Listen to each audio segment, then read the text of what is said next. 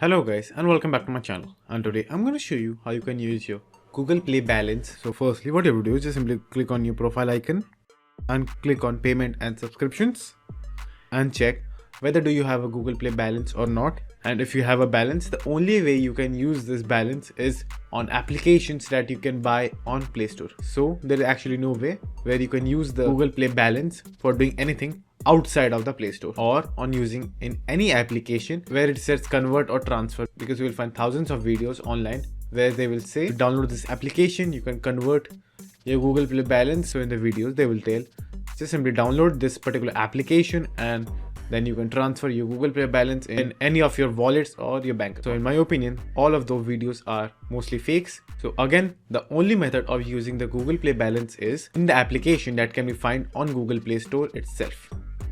So that's it, and thank you for watching, and do like and subscribe to my channel, and take care.